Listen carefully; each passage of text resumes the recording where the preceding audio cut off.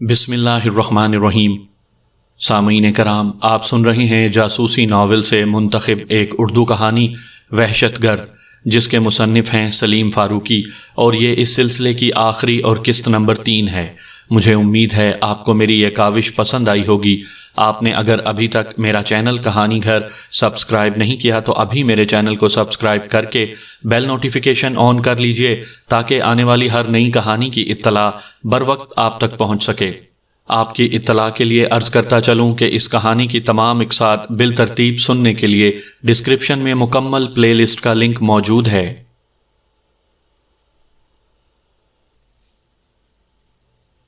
اس مرتبہ ہم پاکستان کو ایسا زخم لگائیں گے کہ وہ مدتوں نہ بھر سکے گا۔ دانیال کے چہرے پر بے بسی کے تاثرات تھے۔ میں تمہیں ایک ٹپ دے سکتا ہوں، پرکاش گویا دانیال کی بے بسی سے لطف اندوز ہوتے ہوئے بولا، لیکن اس ٹپ سے تم لوگ اور پاگل ہو جاؤ گے، بلکہ پاگل کتوں کی طرح ایک شہر سے دوسرے اور دوسرے سے تیسرے کی طرف بھاگو گے۔ پھر پرکاش لہجہ بدل کے بولا، ہم پاکستان کے کسی بڑے اسکول پر ہلہ بولیں گے اور وہاں موجود سپولیوں کو کچل کر رکھ دیں گے۔ وہ بچے سپولیے ہی تو ہیں۔ جب ایک ساتھ 1000 بچوں کے جنازے اٹھیں گے تو تمہارے تمام میزائل، ٹینک اور راکٹ لانچر بھی تمہارے کام نہ آ سکیں گے۔ یہ کہہ کر وہ پاگلوں کی طرح ہنسنے لگا۔ دانیال غصے سے گویا پاگل ہو گیا اور اس نے پرکاش کے منہ پر زوردار لات رسید کی اور ڈپٹ کر بولا، تم لوگ پیدائشی بزدل ہو، مردوں کا مقابلہ تو کر نہیں سکتے، عورتوں اور بچوں ہی پر تمہارا بس چلتا ہے۔ دانیال نے اس کے منہ پر دوسری لات ماری۔ بتاؤ، تم لوگوں نے ہمارے کس شہر کو خون میں نہلانے کا پروگرام بنایا ہے؟ یہ بات میں مر کر بھی نہیں بتاؤں گا۔ پرکاش مکروہ انداز میں مسکرایا، کیونکہ دانیال کی زبردست لات سے اس کے کئی دانت ٹوٹ گئے تھے اور منہ سے خون بہہ رہا تھا۔ میں تجھ پر اپنی گولی ضائع نہیں کروں گا، بلکہ تیری کھال کھینچ لوں گا۔ اس کے جوتے بھی بنوا لینا، پرکاش نے طنزیہ لہجے میں کہا اور کن اکھیوں سے دیوار گیر گھڑی دیکھی۔ دانیال اس کی اس حرکت پر چونک اٹھا۔ اسے اچانک خیال آیا کہ پرکاش اسے باتوں میں لگا کر وقت ضائع کر رہا ہے اور اسے کسی کی آمد کا انتظار ہے۔ دانیال اچانک کھڑا ہو گیا۔ اس نے تیزی سے پرکاش کے ہاتھ پشت پر باندھے اور خود بھی بہت عجلت میں کپڑے بدل لیے۔ اس نے اپنے دونوں ریوالور بغلی ہولسٹرز میں ڈالے اور پرکاش کو کھینچتا ہوا باہر لے چلا۔ یہ تم کیا کر رہے ہو؟ دانیال کو پہلی دفعہ پرکاش کے لہجے میں خوف محسوس ہوا۔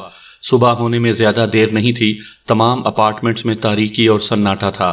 دانیال پرکاش کو گھسیٹتا ہوا گاڑی تک لے گیا اور اسے پیسنجر سیٹ میں ٹھونس دیا۔ کمپلیکس کے صدر دروازے پر کاہل سا ایک چوکیدار بیٹھا اونگ رہا تھا۔ دانیال نے احتیاطاً گاڑی صاف کرنے کا میلا کپڑا اٹھا کر پرکاش کے منہ میں ٹھونس دیا۔ اسی وقت بلڈنگ کے صدر دروازے پر ایک لینڈ کروزر رکی اور اس میں سے 4 آدمی باہر نکل کر گیٹ کی طرف بڑھے۔ ان میں سے ایک نے چوکیدار سے کچھ پوچھا، پھر وہ چاروں لفٹ کی طرف بڑھ گئے۔ دانیال کو یقین تھا کہ پرکاش کو انہی لوگوں کا انتظار تھا۔ وہ فیصلہ نہیں کر پا رہا تھا کہ پرکاش کو لے کر نکلے یا ان لوگوں کا شکار کرے۔ پھر اس نے لمحوں میں ان لوگوں کو گھیرنے کا فیصلہ کر لیا۔ اس نے ریوالور کے دستے کی ایک نپی تلی ضرب پرکاش کے سر پر ماری۔ وہ بیٹھے بیٹھے ایک طرف لڑک گیا۔ پھر اس نے جیب سے سیل فون نکال کر اکبر کو کال کی اور مختصراً اسے بتایا کہ وہاں کیا صورتحال ہے۔ دانیال کو یہ بھی اندازہ تھا کہ ان کا ایک آدمی گاڑی میں بھی بیٹھا ہوگا۔ گاڑی میں ایک سے زیادہ افراد بھی ہو سکتے تھے۔ دانیال نے پرکاش کی طرف سے اطمینان کیا کہ وہ کم سے کم آدھے گھنٹے تک ہوش میں نہیں آئے گا۔ ہوش میں آ بھی جاتا تو وہ گاڑی میں سے نکل نہیں سکتا تھا۔ کمپلیکس کے مین گیٹ پر ہلکی روشنی کا ایک بلب روشن تھا۔ دانیال دبے پاؤں گیٹ کی طرف بڑھا اور آہستہ سے باہر نکل گیا۔ پھر وہ چکر کاٹ کر لینڈ کروزر تک پہنچا۔ سردی کی وجہ سے گاڑی کے شیشے چڑھے ہوئے تھے، اس لیے اسے کچھ نظر نہیں آ رہا تھا۔ وقت بہت تیزی سے گزر رہا تھا۔ وہ لوگ کسی بھی وقت واپس آ سکتے تھے۔ دانیال نے انگلی سے گاڑی کا شیشہ بجایا۔ فوراً ہی گاڑی کا شیشہ سرکنے کی آواز آئی اور اندر بیٹھے ہوئے آدمی نے مشکوک نظروں سے دانیال کو گھورتے ہوئے پوچھا، کیا بات ہے؟ دانیال نے اچانک ریوالور اس کے سامنے کر دیا اور بولا، یہ بات ہے۔ کون ہو تم؟ اور دانیال نے کچھ کہے بغیر اس کی کھوپڑی پر ریوالور کا دستہ رسید کیا۔ وہ بے ہوش ہو کر پیسنجر سیٹ کی طرف لڑک گیا۔ دانیال گھوم کر گاڑی کی دوسری طرف گیا۔ اس کے 2 ٹائر نکارہ کر دیے۔ کمپلیکس کے باہر کئی دوسری گاڑیاں بھی کھڑی تھیں۔ دانیال انہی میں سے ایک گاڑی کے پیچھے چھپ گیا۔ وہاں سے اسے کمپلیکس کا مین گیٹ بالکل صاف نظر آ رہا تھا۔ اس نے پھر سیل فون نکال کر اکبر کا نمبر ملایا تو وہ بولا، دانیال صاحب، میں بس 2 منٹ میں پہنچنے والا ہوں، آپ کہاں ہیں؟ تم کمپلیکس کے باہر ہی رہنا، مین گیٹ کے سامنے ایک لینڈ کروزر کھڑی ہے، حملہ آور اسی میں آئے ہیں اور اس وقت اپارٹمنٹ کی تلاشی لے رہے ہوں گے۔ ان کے ڈرائیور کو میں نے بے ہوش کر دیا ہے، اب ان کا انتظار کر رہا ہوں۔ اسی وقت کچھ فاصلے پر اسے بائک رکنے کی آواز سنائی دی۔ بائک کی آواز سن کر دانیال سمجھ گیا کہ اکبر آ چکا ہے۔ اچانک عمارت کی طرف سے کچھ لوگ گاڑی کی طرف بڑھتے ہوئے نظر آئے۔ دانیال نے ریوالور پر سائلنسر فٹ کر لیا اور آنے والوں کی گھات میں بیٹھ گیا۔ دانیال جانتا تھا کہ وہ لوگ وہاں سے بھاگنے میں کامیاب نہیں ہوں گے۔ ہاں، پیدل فرار ہوئے تو بات دوسری تھی۔ وہ لوگ گاڑی کے نزدیک پہنچے تو دانیال کو ان کی آوازیں بھی سنائی دینے لگیں۔ ان میں سے ایک بولا، اس مردود پرکاش نے فضول میں ہماری دوڑ لگوا دی۔ وہاں نہ دانیال تھا نہ وہ میموری کارڈ۔ ہو سکتا ہے پرکاش کو انہی لوگوں نے وہاں سے ہٹا دیا ہو، یا پھر ہونے کو تو کچھ بھی ہو سکتا ہے۔ پھر وہ ٹھٹک کر بولا، ارے اسے کیا ہوا؟ غلام حسین؟ غلام حسین؟ وہ شاید ڈرائیور کو آوازیں دے رہا تھا۔ یہاں سے نکل چلو شیوا۔ بولنے والے کی آواز میں تشویش تھی۔ مجھے تو لگتا ہے کہ غلام حسین کو کسی نے بے ہوش کر دیا ہے۔ وہ دوسروں سے مخاطب ہوا، چلو بیٹھو گاڑی میں۔ ڈرائیور کو ایک طرف دھکیل کر وہ خود سٹیئرنگ پر بیٹھ گیا اور گاڑی کا انجن سٹارٹ کر دیا۔ دوسری طرف سے اچانک کوئی چیخا، رک جاؤ شیوا، گاڑی کے 2 ٹائر بھی برسٹ ہیں۔ شیوا گاڑی سے نکلا اور ایک دم زمین پر لیٹ گیا۔ دانیال کو افسوس ہوا کہ اس نے پہلے شیوا کا نشانہ کیوں نہ لیا۔ تم لوگ اپنے ہاتھ اٹھا کر کھڑے ہو جاؤ۔ سناٹے میں اکبر کی گرجدار آواز گونجی، تمہیں چاروں طرف سے گھیر لیا گیا ہے۔ اس مرتبہ اکبر کی آواز دوسری طرف سے آئی، اس لیے بھاگنے کی کوشش مت کرنا ورنہ مارے جاؤ گے۔ چند لمحے بعد اکبر کی آواز پھر گونجی، جلدی کرو ورنہ۔ اسی وقت ایک بے آواز فائر ہوا۔ جوابی طور پر اکبر نے بھی ان پر فائر کر دیا۔ اس نے بھی اپنی گن پر سائلنسر فٹ کر لیا تھا۔ چند لمحوں کے وقفے سے اکبر کی طرف سے دوسرا فائر ہوا اور فضا میں کسی کی چیخ ابھری۔ اس کے ساتھ ہی گاڑی کے دروازے کھلنے اور بند ہونے کی آواز سنائی دی۔ گاڑی کا انجن سٹارٹ ہوا اور وہ 2 ٹائروں پر لڑکھڑاتی ہوئی وہاں سے روانہ ہو گئی۔ گاڑی میری طرف آ رہی تھی۔ میں نے اندازے سے نشانہ لے کر فائر کر دیا۔ ونڈ سکرین کا شیشہ ٹوٹنے کا چناکا سنائی دیا، لیکن گاڑی رکی نہیں۔ وہ اسی طرح لڑکھڑاتی ہوئی اور کھڑکھڑاتی ہوئی وہاں سے گزر گئی۔ وہاں سے کچھ فاصلے پر جا کر اچانک گاڑی رک گئی اور کسی نے اس کی طرف فائر کیا، لیکن گولی کئی فٹ دور سے گزر گئی۔ شاید ان لوگوں نے بھی بھاگنے کے بجائے مقابلہ کرنے کا فیصلہ کر لیا تھا۔ انہیں یہ بھی اندازہ ہو گیا ہوگا کہ انہیں چاروں طرف سے گھیرا نہیں گیا تھا، ورنہ اب تک وہ سب مارے جا چکے ہوتے۔ وہ لوگ وقفے وقفے سے فائرنگ کر رہے تھے۔ اتنی فائرنگ اگر سائلنسر کے بغیر ہوتی تو اس وقت اس علاقے میں کوہرام مچ چکا ہوتا۔ گاڑی کا ونڈ سکرین ٹوٹنے سے کچھ فلیٹوں کی کھڑکیاں ضرور کھلی تھیں، پھر فوراً ہی بند ہو گئی تھیں۔ حالات ہی کچھ ایسے تھے کہ لوگ اپنے خول میں سمٹ کر رہ گئے تھے۔ اچانک کسی گاڑی کا انجن سٹارٹ ہوا، پھر وہ گاڑی تیزی سے روانہ ہو گئی۔ دانیال کو اچانک احساس ہوا کہ اب ان لوگوں کی طرف سے فائرنگ نہیں ہو رہی ہے۔ پھر وہ اچانک اچھل کر کھڑا ہو گیا اور محتاط انداز میں لینڈ کروزر کی طرف بھاگا۔ لینڈ کروزر میں کوئی نہیں تھا۔ پلک جھپکتے میں دانیال کی سمجھ میں ساری بات آ گئی۔ ان لوگوں نے ایک آدمی کو فائرنگ پر لگایا تاکہ دانیال آگے نہ بڑھ سکے۔ ان کا ایک آدمی وہاں کھڑی ہوئی کسی گاڑی کا لاک کھولنے کی کوشش کر رہا تھا۔ لاک کھلتے ہی اس نے اگنیشن وائر ڈائریکٹ کر کے گاڑی سٹارٹ کی ہوگی اور وہ سب وہاں سے فرار ہو گئے ہوں گے۔ وہ اپنے ساتھ بے ہوش ڈرائیور کو بھی لے گئے تھے۔ مجھ سے بہت زبردست حماقت ہو گئی، دانیال خود کلامی کے انداز میں بولا۔ ان لوگوں کو اسی وقت نشانہ بنانا چاہیے تھا جب وہ گاڑی کی طرف آ رہے تھے۔ اسے اندھیرے میں اکبر کا ہیولا دکھائی دیا، وہ بھی گاڑی کی طرف آ رہا تھا۔ واپس چلو اکبر، دانیال نے کہا۔ اس وقت تو مجھ سے بہت بڑی حماقت ہو گئی ہے۔ وہ لوگ 2 گاڑیوں میں تھے کیا؟ اکبر نے پوچھا۔ دانیال نے اسے بتایا کہ وہ لوگ وہاں سے کیسے فرار ہوئے ہیں۔ وہ دونوں واپس پہنچے تو اونگنے والا چوکیدار اب چاقو چوبند گیٹ پر کھڑا ہوا تھا۔ دانیال اس اپارٹمنٹ میں پہلے بھی کئی مہینے نوید کے ساتھ رہا تھا، اس لیے چوکیدار اسے پہچانتا تھا۔ اس نے دانیال کو سلام کیا اور بولا، آپ پیدل کدھر سے آ رہا ہے صاحب؟ پھر وہ کچھ سوچ کر بولا، صاحب ابھی یہاں کچھ گڑبڑ ہوا ہے۔ کیسی گڑبڑ؟ دانیال نے پوچھا۔ میں نے گاڑی کا شیشہ ٹوٹنے کا آواز سنا تھا، پھر وہ گاڑی ادھر سے گیا تو ایسا لگ رہا تھا کہ اس کا کوئی ٹائر پنچر ہے۔ دانیال نے اس کی بات کا کوئی جواب نہیں دیا اور خاموشی سے اندر کی طرف بڑھ گیا۔ اندھیرے میں جا کر ان کا رخ پارکنگ کی طرف ہو گیا۔ میرے قبضے میں ابھی تک پرکاش ہے، دانیال نے کہا۔ تمہارے پاس ایسی کوئی جگہ ہے جہاں اس سے تفتیش کی جا سکے؟ جی ہاں، ایسی ایک جگہ ہے۔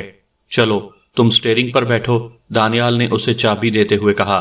اکبر نے گاڑی کا دروازہ کھولا تو اندر کی لائٹ روشن ہو گئی۔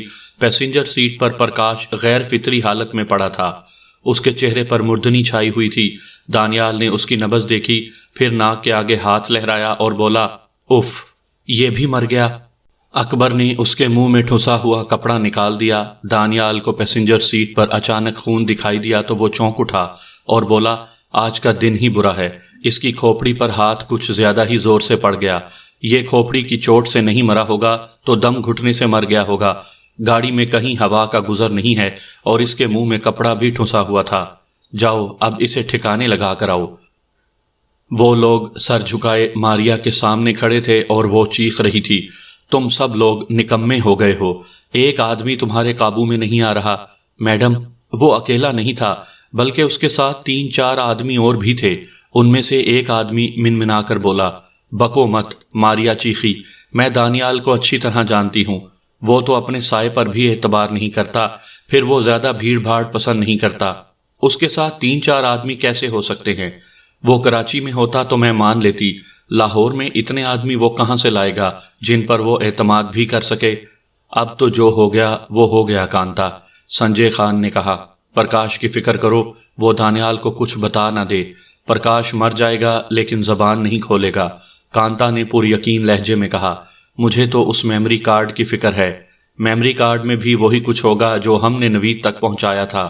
وہ لوگ ان 5 آدمیوں کے پیچھے پڑے ہوں گے جن کے نام ہمارے ہی آدمی نے نوید تک پہنچائے تھے۔ نوید تو مر گیا، سنجے نے کہا۔ اب صرف ہمارے راستے کی رکاوٹ دانیال ہے۔ میں پولیس کو اس کے پیچھے لگا دیتا ہوں، اسے بلیک میل کرنے کے لیے میرے پاس بہت کچھ ہے۔ اب اس کا کوئی فائدہ نہیں، کانتا نے کہا۔ پولیس دانیال کو پکڑے گی تو وہ ہمیں بھی ساتھ میں لپیٹ لے گا۔ میں اس وقت کسی قسم کا پرابلم نہیں چاہتی ہوں۔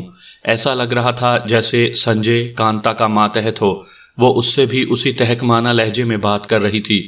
مجھے اگر پہلے پتا ہوتا کہ یہ دانیال ہمارے لیے اتنا بڑا خطرہ بن جائے گا تو میں اسے لاہور آنے سے پہلے ہی ختم کروا دیتی۔ پھر وہ ان لوگوں سے مخاطب ہوئی، تم لوگ سب کام چھوڑ دو، بس کسی طرح دانیال کو ٹھکانے لگا دو۔ یس میڈم، ان میں سے ایک بولا۔ پھر وہ سب باہر نکل گئے۔ کانتا اور سنجے کمرے میں تنہا رہ گئے۔ دانیال کی کوئی ایسی دکھتی رگ بھی نہیں ہے جس پر ہاتھ رکھا جا سکے، سنجے نے کہا۔ ماں باپ، بہن بھائی، بیوی یا محبوبہ، وہ حرامزادہ بہت چالاک ہے، کانتا نے کہا۔ اپنے ماں باپ اور بہن بھائیوں کو اس نے بہت پہلے دبئی بھجوا دیا تھا۔ اس نے اب تک شادی نہیں کی ہے اور کوئی محبوبہ بھی نہیں ہے۔ بس 1 ہفتے کی بات ہے، سنجے نے کہا۔ اس کے بعد میں دانیال سے بھی نمٹ لوں گا۔ بس وہ بدبخت اپنی خفیہ ایجنسی کے کسی افسر تک نہ پہنچ جائے۔ اسے پہنچنے دو، سنجے نے کہا۔ اس کی بات کا یقین کون کرے گا؟ وہ افسر ہی اسے پاگل خانے بھجوا دے گا۔ اس بات پر کانتا مسکرانے لگی۔ سنجے جلدی سے بولا، یہ باتیں تو ہوتی ہی رہیں گی، چلو اب کچھ دیر آرام کر لیں۔ جانتی ہو تم مسکراتی ہوئی کتنی حسین لگتی ہو۔ جانتی ہوں، کانتا نے سرد لہجے میں کہا، لیکن اس وقت مسکرانے کا بالکل موڈ نہیں ہے۔ گوپال کب تک پہنچ رہا ہے؟ سنجے نے کہا۔ گوپال کل صبح تک یہاں پہنچ جائے گا۔ وہ اپنے ساتھ 12 شارپ شوٹرز لا رہا ہے۔ وجے نے ان لوگوں پر بہت محنت کی ہے۔ افسوس کی بات یہ ہے کہ وہ سب لوگ مارے جائیں گے۔ اس میں افسوس کی کیا بات ہے؟ کانتا نے کہا۔ ہم میں سے کوئی بھی کسی وقت بھی مارا جا سکتا ہے۔ پھر وہ اٹھتے ہوئے بولی، میں کچھ دیر سونا چاہتی ہوں، کل سے مسلسل جاگ رہی ہوں۔ یہ تو نوید نے بہت بھیانک انکشافات کیے ہیں، اکبر نے کہا۔ وہ دونوں اکبر کے گھر میں بیٹھے تھے اور ابھی میموری کارڈ کے تمام فولڈرز چیک کر کے فارغ ہوئے تھے۔ یہ تو معلوم ہوا کہ وہ لوگ کراچی کے کسی سکول کو نشانہ بنائیں گے۔ نوید نے 5 سکولوں کے نام لکھے ہیں، ان میں سے کوئی بھی ہو سکتا ہے۔ ان کے علاوہ بھی کوئی ہو سکتا ہے، دانیال نے پرتشویش لہجے میں کہا۔ میں یہ کام اکیلا نہیں کر سکتا، مجھے کسی سرکاری افسر سے بات کرنا ہوگی۔ ہو سکتا ہے وہ اس میموری کارڈ کی باتوں پر قائل ہو ہی جائے، ورنہ میں تو اپنے طور پر آخری دم تک کوشش کرتا رہوں گا دانیال نے اچانک اکبر سے کہا، پاکستان کی خفیہ ایجنسی میں تمہارا کوئی جاننے والا نہیں ہے؟ اکبر بے ساختہ مسکرایا اور بولا، جاننے والے تو بہت ہیں دانیال صاحب۔ دانیال نے چونک کر اسے دیکھا، جاننے والے بہت ہیں؟ مجھے حکم ملا ہے کہ اب میں آپ کو سچ سچ بتا دوں کہ… دانیال نے بجلی کسی صورت سے ریوالور نکال لیا اور چیخ کر بولا، اپنی جگہ سے حرکت مت کرنا ورنہ تم جانتے ہو کہ میں گولی چلانے میں دیر نہیں کرتا۔ اکبر حیرت سے آنکھیں پھاڑے اسے یوں دیکھ رہا تھا جیسے دانیال کا ذہنی توازن بگڑ گیا ہو۔ اس نے حیرت بھرے لہجے میں پوچھا، کیا ہوا دانیال صاحب؟ کیا میں نے… بکو مت، دانیال چیخ کر بولا، اب میں مزید دھوکہ کھانے کو تیار نہیں ہوں۔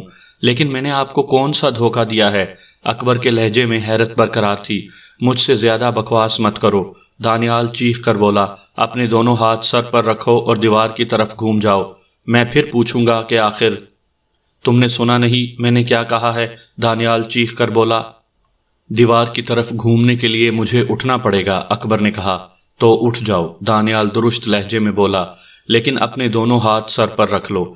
اکبر نے اپنے دونوں ہاتھ سر پر رکھتے ہوئے کہا، دانیال صاحب، میں آپ کی بہت عزت کرتا ہوں کہ آپ بہت پر اعتماد اور باہمت شخص ہیں۔ میری عزت تو وہ پرکاش بھی بہت کرتا تھا، دانیال نے طنزیہ لہجے میں کہا، لیکن اب مجھے اپنی عزت کروانے کا کوئی شوق نہیں۔ اس نے آگے بڑھ کر لیپ ٹاپ سے کارڈ ریڈر نکال لیا۔ آپ تو مجھے بہت غلط سمجھ رہے ہیں دانیال صاحب۔ اکبر کا لہجہ بھی سرد ہو گیا۔ اب تک میں تمہیں غلط ہی سمجھتا رہا، دانیال نے کہا۔ یہ میری بدقسمتی ہے کہ میں نے جن لوگوں پر بھروسہ کیا انہی لوگوں نے مجھے ڈھسنے کی کوشش کی۔ اچھا، اب میں سمجھا۔ باتوں میں وقت ضائع مت کرو، دانیال چیخ کر بولا اور آگے بڑھ کر اکبر کی جیب سے پسٹل نکال لیا۔ اب بتاؤ تم لوگوں کا کیا پروگرام ہے؟ کیسا پروگرام؟ اکبر نے کہا۔ مجھ سے اڑنے کی کوشش مت کرو اکبر، دانیال نے کہا۔ پرکاش نے بھی اڑنے کی کوشش کی تھی، بتاؤ تم لوگ کہاں حملہ کرو گے؟ مجھے نہیں معلوم، اکبر نے سنجیدگی سے کہا۔ میرے پاس ضائع کرنے کو وقت نہیں ہے، دانیال نے کہا۔ میں تم سے آخری دفعہ پوچھ رہا ہوں کہ… میں بھی آپ کو آخری بار بتا رہا ہوں کہ آپ کی طرح میں بھی لا علم ہوں۔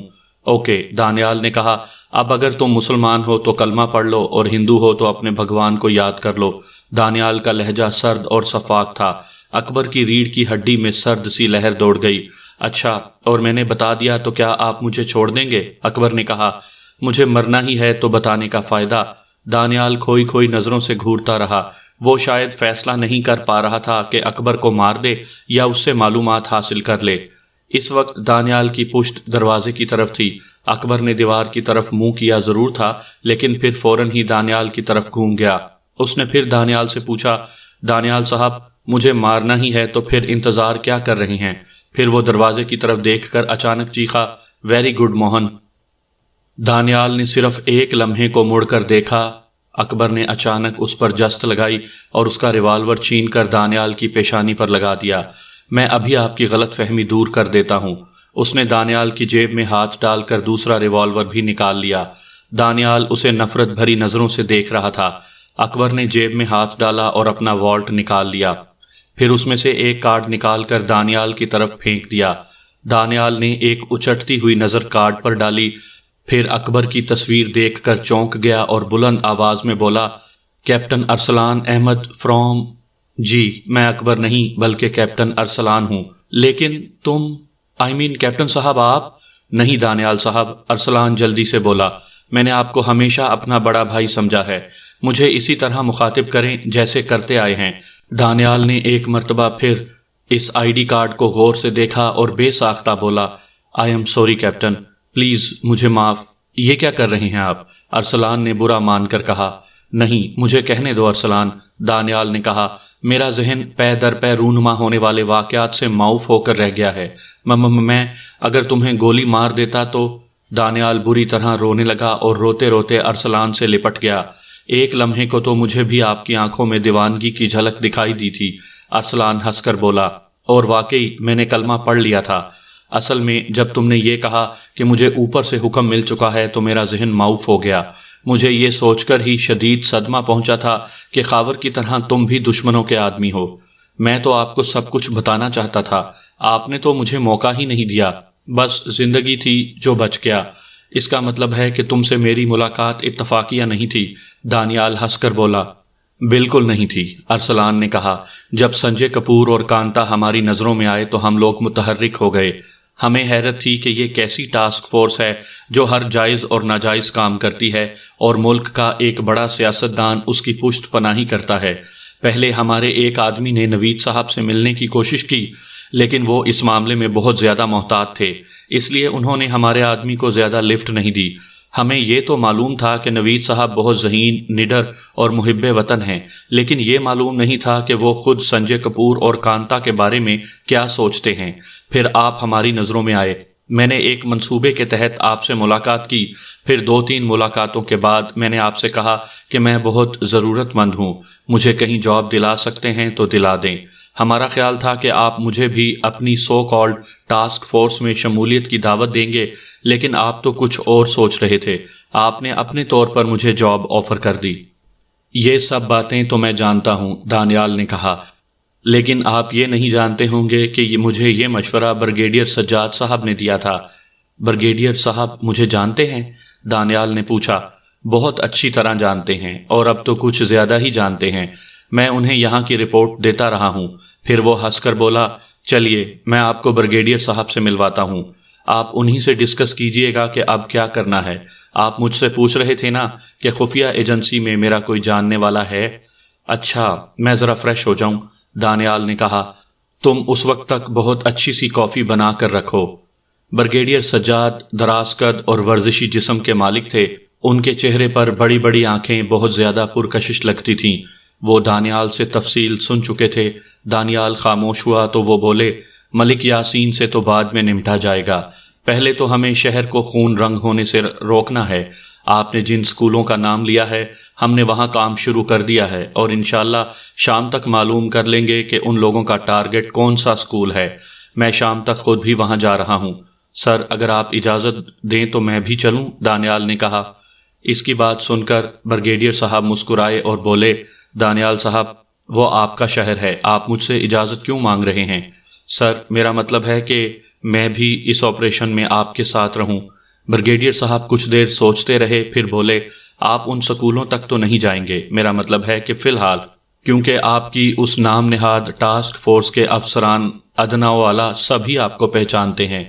آپ کی موجودگی سے انہیں فوراً اطلاع مل جائے گی کہ ہم ان کے ٹارگٹ تک پہنچ گئے ہیں۔ وہ فوری طور پر اپنا پلان تبدیل بھی کر سکتے ہیں۔ اسی وقت ایک باوردی سپاہی کمرے میں داخل ہوا، بریگیڈیئر صاحب کو زوردار سلوٹ کیا اور بولا، سر، کیپٹن طارق کی رپورٹ۔ بریگیڈیئر صاحب نے سر ہلایا تو سپاہی 2 قدم پیچھے ہٹا، پھر زوردار انداز میں سلوٹ کیا اور اباؤٹ ٹرن کے انداز میں گھوم کر لیفٹ رائٹ کرتا ہوا وہاں سے چلا گیا۔ بریگیڈیئر صاحب نے اس کی لائی ہوئی فائل پر سرسری سی نظر ڈالی، پھر چونک کر اسے غور سے پڑھنے لگے اور ارسلان سے بولے، کیپٹن طارق کی رپورٹ یہ ہے کہ دہشت گردوں کا ایک گروپ بلوچستان کے راستے پاکستان میں داخل ہوا ہے۔ پھر وہ خود کلامی کے انداز میں بولے، ان لوگوں کو بہت ڈھیل دے دی گئی ہے، اب مزید ڈھیل کی گنجائش نہیں ہے۔ انہوں نے ریسیور اٹھا کر کوئی نمبر ڈائل کیا اور بولے، جمیل، KSK کی کیا خبر ہے؟ اچھا، کب؟ اوکے، KSK کراچی روانہ ہو چکے ہیں، بریگیڈیئر صاحب بولے۔ KSK؟ دانیال نے الجھ کر پوچھا۔ ارسلان مسکرایا اور بولا، کہ کانتا کے لیے اور SK سنجے کپور کے لیے۔ دانیال چونک کر بولا، اس کا مطلب ہے کہ نوید کا اندازہ درست تھا، وہ لوگ کراچی ہی کو ٹارگٹ کرنا چاہتے ہیں۔ اس کا مطلب ہے کہ مجھے بھی فوری طور پر نکلنا ہوگا، بریگیڈیئر صاحب نے کہا۔ دانیال صاحب، اگر آپ کو بھی میرے ساتھ چلنا ہے تو تیاری کر کے آ جائیں۔ مجھے کیا تیاری کرنا ہے سر؟ دانیال نے کہا، لیپ ٹاپ میرے پاس ہے اور فلائٹ پر گنز لے جا نہیں سکتا۔ گنز اگر لائسنس والی ہوں تو لے جا سکتے ہیں، بریگیڈیئر صاحب مسکرائے۔ میرے پاس تو ان کا لائسنس نہیں ہے، دانیال نے کہا۔ نہیں ہے تو ابھی آدھے گھنٹے میں بن جائے گا۔ پھر وہ ارسلان سے مخاطب ہوئے، کیپٹن، مسٹر دانیال کو ریکریشن روم میں بٹھاؤ، اس وقت تک میں ان کی گنز کا لائسنس بنوا لوں اور کچھ ضروری ٹیلی فون کالز کر لوں، اور ہاں، تم بھی میرے ساتھ جا رہے ہو۔ اوکے سر، ارسلان نے فوجیوں والے مخصوص انداز میں کہا۔ میں بالکل تیار ہوں۔ وہ دانیال کو لے کر بریگیڈیئر صاحب کے آفس سے باہر آ گیا اور وہ دونوں ریکریشن روم یعنی تفریح کا کمرہ جہاں چائے کے ساتھ ساتھ مختلف انڈور گیم بھی ہوتے ہیں اور ٹی وی، ریڈیو اور انٹرنیٹ بھی، اس میں جا بیٹھے۔ ارسلان نے ویٹر سے چائے منگوا لی اور دانیال سے بولا، دانیال صاحب، کچھ کھانا ہو تو منگوا لیں کیونکہ فلائٹ پر ہمیں کھانا نہیں ملے گا۔ دانیال مسکرایا۔ کون سی دنوں یا ہفتوں کی فلائٹ ہے؟ مشکل سے 2 گھنٹے لگیں گے۔ 2 گھنٹے؟ ارسلان مسکرایا۔ اس خصوصی فلائٹ میں مشکل سے 1 گھنٹہ لگے گا۔ وہ لوگ کراچی پہنچے تو دوپہر کا 1 بجا تھا۔ دانیال نے سوچا کہ اپنے اپارٹمنٹ پر چلا جائے، لیکن بریگیڈیئر صاحب نے اس بات کی سختی سے مخالفت کی اور بولے، وہ KSK اور ان کے آدمی تمہاری بو سونگتے پھر رہے ہیں۔ مشن مکمل ہونے تک تم ہمارے ساتھ رہو گے۔ وہ لوگ اس وقت ملیر کینٹ کے ایک بنگلے میں بیٹھے ہوئے تھے۔ یہاں بھی ان کے سامنے کئی ٹیلی فون سیٹ رکھے تھے۔ ان کے علاوہ 2 سیل فون بھی وہاں موجود تھے۔ انہوں نے ٹیلی فون پر کسی میجر خرم کو بلایا۔ چند منٹ بعد ایک چاقو چوبند جوان ان کے سامنے تن کر کھڑا ہو گیا۔ میجر خرم، KSK کیس میں تم مجھے اسسٹ کر رہے ہو؟ یس سر، میجر خرم بولا۔ یہ دانیال صاحب ہیں، یہ تمہارے ساتھ رہیں گے۔ اوکے سر، میجر خرم نے کہا، پھر مجھ سے بولا، آئیے سر۔ دانیال تلخ انداز میں مسکرایا۔ میں اور سر؟ مجھے اتنی عزت نہ دیں، دانیال نے کہا۔ میں تو معمولی سا ایک دہشت گرد ہوں۔ آپ دہشت گرد سے زیادہ وحشت گرد ہیں۔ بریگیڈیئر صاحب مسکرا کر بولے، یہ آپ کے اندر کی وحشت ہی تو ہے جس کی وجہ سے آج ہم اس قابل ہیں کہ ملک دشمنوں کے خلاف ایک بڑا آپریشن کر سکیں۔ وحشت گرد؟ دانیال ہنس کر بولا، یو آر رائٹ سر، میں واقعی وحشت گرد ہوں۔ شام تک آرمی والے ان 5 اسکولوں کے چوکیداروں اور چپڑاسیوں کو وہاں لے آئے۔ بریگیڈیئر صاحب نے ملیر کینٹ ہی کے ایک بنگلے کو اپنا ہیڈ آفس بنا لیا تھا۔ کوئی بھی ڈکیتی یا بڑی کارروائی وہاں کے ملازمین کے ساتھ مل کر ہی کی جاتی ہے، ارسلان نے کہا۔ 1 گھنٹے بعد رپورٹ ملی کہ ایک بڑے اسکول کے سیکیورٹی گارڈ نے اپنا جرم قبول کر لیا ہے۔ اسے 1 لاکھ روپے نقد اور ایک ٹیکسی کا لالچ دیا گیا تھا۔ میجر خرم نے اس شرط پر اسے معاف کر دیا کہ وہ اپنی زبان بند رکھے گا اور معمول کے مطابق ڈیوٹی پر جائے گا۔ خرم نے اس کی بیوی اور 2 بچوں کو ضمانت کے طور پر بنگلے پر رکھ لیا۔ ابھی دہشت گردوں کے آپریشن میں 2 دن تھے۔ دوسرے دن اچانک کانتا اور سنجے آرمی کے ہتھے چڑھ گئے۔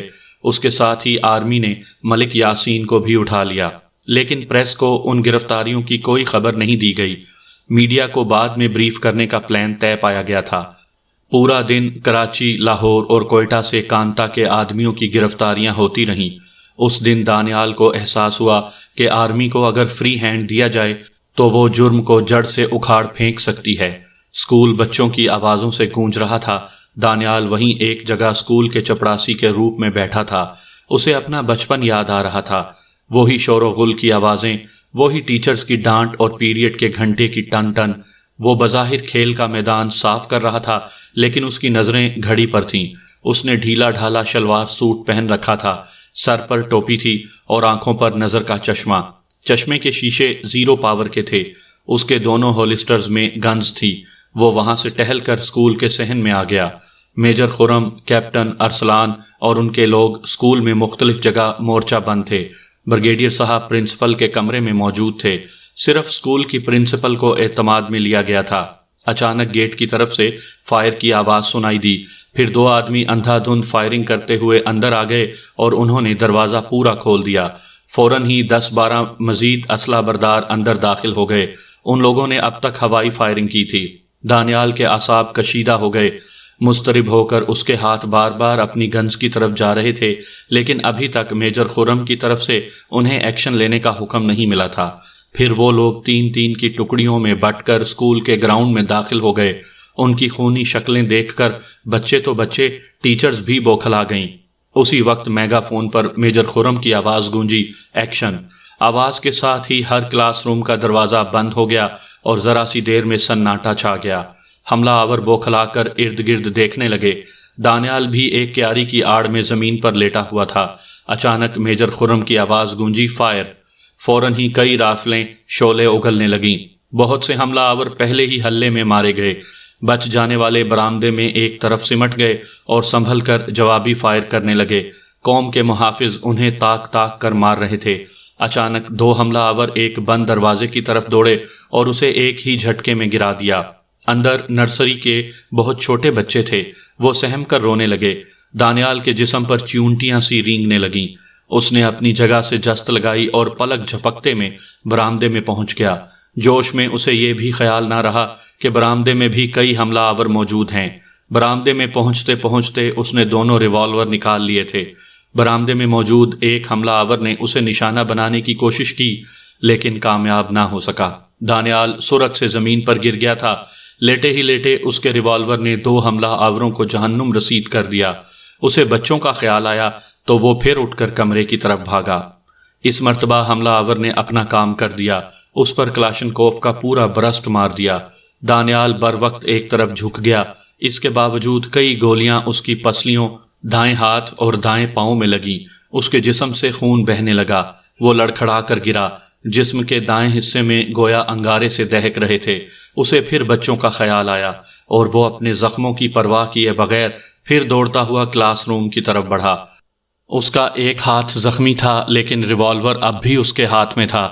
اندر کھڑے ہوئے حملہ آور حیرت سے اس جنونی آدمی کو دیکھ رہے تھے جو زخمی ہونے کے باوجود دوڑا چلا آ رہا تھا۔ ان کی حیرانی ہی ان کی موت بن گئی۔ دانیال نے بیک وقت 2 فائر کیے اور دونوں حملہ آوروں کی کھوپڑیاں بکھر گئیں۔ پیچھے سے کسی نے ایک برسٹ اور مارا جو دانیال کی کمر اور نچلے حصے پر لگا۔